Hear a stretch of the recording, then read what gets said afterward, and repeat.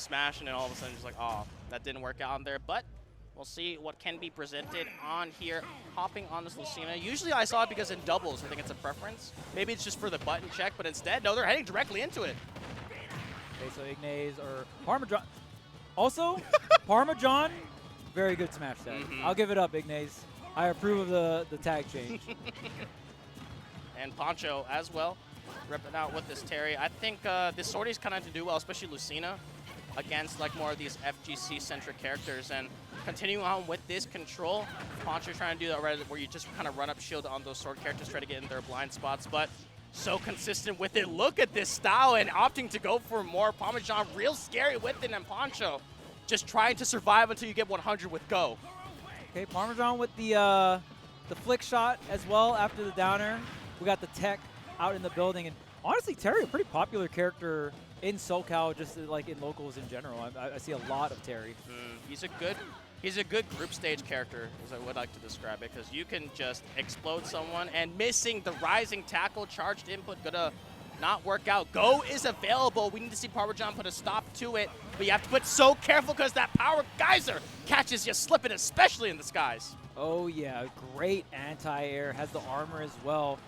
And also did it on the side switch after Parmesan went towards the left side there. Pancho being very precise, but just like that, if Parmesan is precise off stage, this Terry will not make it back as often as you think. I think, funnily enough, the input for Power Geyser, it's like not the real one in the regular games, but in Street Fighter 6, when Terry got introduced, they recently added it so that the input is actually really similar to the one in Smash, which I found, which is pretty interesting. This is based off the original, but wow, that was just a simple and clean edge guard that, you know, Lucina's kind of known for, and Parmesan's just not going to drop that one, and even opting to resume it on with this pressure. Yeah, and I think even comparing Marth to Lucina, which we're obviously going to do because it's Parmesan, also known as Ignace, but like the offstage interactions as well, there's certain offstage interactions where if you don't get the tipper fair bear when you're trying to edge guard, it's just not going to hit your opponent as far back. So maybe even for matchups where Parmesan just wants more consistent off stage, could be another reason why the Lucina pick is online here. Ooh, the chase down, I like that. Ooh. Not going to be enough though, not enough rage here for Pancho. Yeah, and riding off of that logic is especially you don't want to do it against Terry, who you can get go. Why not just be more consistent where offstage you can just kind of kill at 80 instead of risking where go meter can do? I mean, that's how the first stock just kind of got eviscerated out from the air. And now Parmesan, fundamental stuff, that's just not going to be the safe attack, and just holding onto this center stage and suffocating Pancho out. Pancho has been getting to know this left side of the corner real well.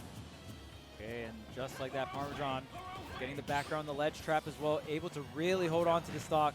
Just as long as you don't get in jab of that, or range of the jab, you're generally safe here. See a lot of shield coming out from Parmesan. Pancho really trying to brute force their way through this stock, and Parmesan is having none of it. And there's the ledge drop back air to cover the high power dunk. And even though Pancho mixing up the recovery, Lucina is such a menace off stage. One of the better characters off stage, in my opinion. Any character that has any move that can reset them to the ledge in a very fast manner. So you're able to cover low very easily. And of course, Lucina having amazing options off the ledge. Ledge drop, double jump back air, ledge drop back air. So many different options, right? So, I mean, great execution coming out from Parmesan. And we'll see what kind of adjustments Pancho can go for here in this game number 2. Yeah, and did you hear the Marth? Ooh, the Marth, all right. Called to him like the Green Goblin. Thank you. I'm tired of this consistency. I need to see, I need to hear my, I need my serotonin. I needed my dopamine hearing that nice little tipper sound effect, but unafraid to go for it in a dolphin slash immediate out. To get out of that little jab, you can go ahead and try to SCI down and in. You gotta do it real hard, but it definitely is possible. Counterplay to it, but Parmesan popping back onto the Marth on Town and City. So these forward smashes, if they connect, will eviscerate Pancho. Oh yeah, for sure. And then Parmesan is getting beat up here on the streets of Town and City. Only 29% on Mr. Bogart here. Okay, there's a spot dodge. Terry having DLC spot dodge privilege. Going to have different options out of spot dodge that other characters don't have. So we're definitely going to see it more as an option here. Here we go. Once again, ruling it out there. There's the tipper sound. Music to my ears, and walling out Terry. Great jump call it apparently. And now, oh no, I think tried to maybe fall with the aerial there, but the tipper connects Go meter just gets put a stop directly in the skies, and Parmesan makes it so that Pancho has to kind of start over and work it two again. But oh my goodness, almost died to that shoulder bash.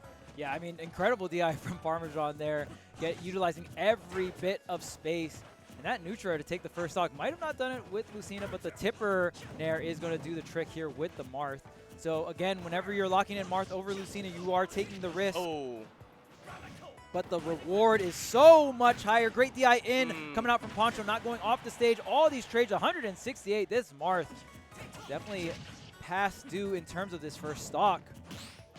And Dancing Blade, oh no, got out of it too. And that's just gonna make it worse. Empty hop. You hear that tipper sound, Charles? That's the sound of money. Yeah, tipper noises with that max rage.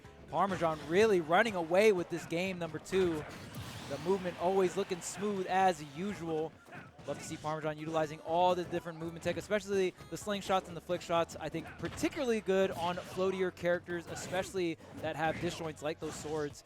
And I think Parmesan definitely displaying that. Whoa, wait a minute. Gonna get the back throw. Can you get the cheese? Oh, tries to get the down air. You really need to go for a play like that if you're Pancho because you're down an entire stock.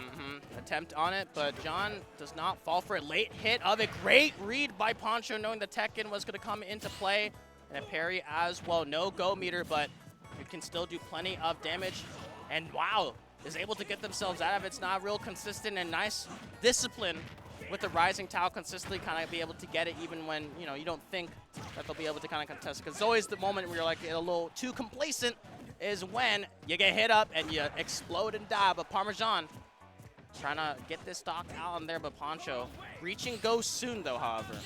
There's the parry, there's the up special, and again, Parmesan is utilizing these up Bs so well, whether it be a combo breaker while Marth is in there, you do have that frame 1 intangibility, or on the ground, out of shield. Oh no. The air dodge not going to quite make it here, and Parmesan looking really strong here against this set.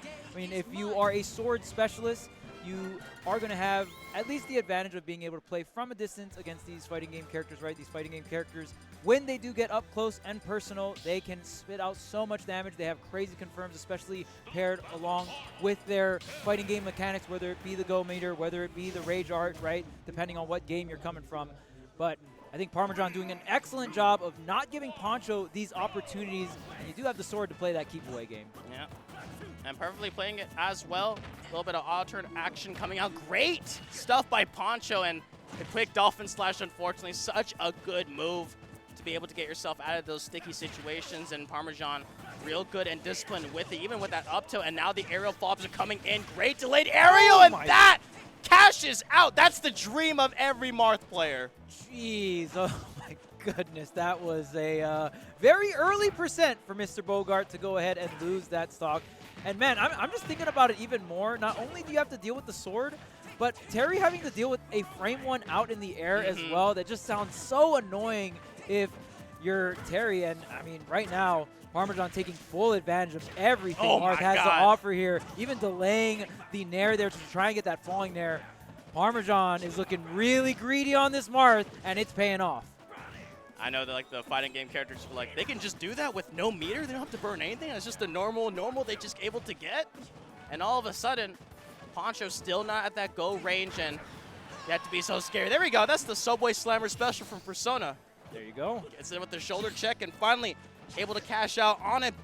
With a little bit of a dangerous 10. That's going to be a spike. Ooh, we all wanted it. Yeah, I mean, there's in that situation, maybe Parmesan wanted just the back air. The tipper back air definitely would have done it in for that stock. Whenever you get that tipper down air spike, you just have so much frame advantage here. Pancho going for the reset, respecting. There's the nair one, but no tipper on the up smash here. Oh, that was definitely a tipper on that back air, threatening it out. A little stuff from Pancho. You can die, actually. Oh, I swear that could have led into more, but Power Geyser burned once again. Great parry, but that's just going to be a rising tackle. Maybe if you get like one hit of the down tilt into it, but there's a lot of rage to work with, but yeah, that's for sure going to execute you. That was looking very dangerous. In those situations, Marth, you live or die by the tipper. So in some situations, yes, Marth can get stocks much earlier than Lucina, but there are other situations. If your opponent is just spacing around all your moves really well and you're just getting sour spots over and over again, Marth can have a really hard time getting the KO, right? especially in a game like Ultimate where tippers are so precise, not as gracious as a game like Melee. I mean, there is a reason why you don't see a lot of Marth representation in favor of Lucina. That consistency really matters. While in 4, like, you could just go for it because of how, how much of a blessing it was. But 51, I mean, from how far back Pancho was sent after that nice little tipper sequence from the Dancing Blade, it's not looking too bad. Okay, Pancho almost connecting the crack shoot. Very doable here for Pancho. I think Pancho, that's Just not knows. it. That's what I was going to say. There's no way. Please.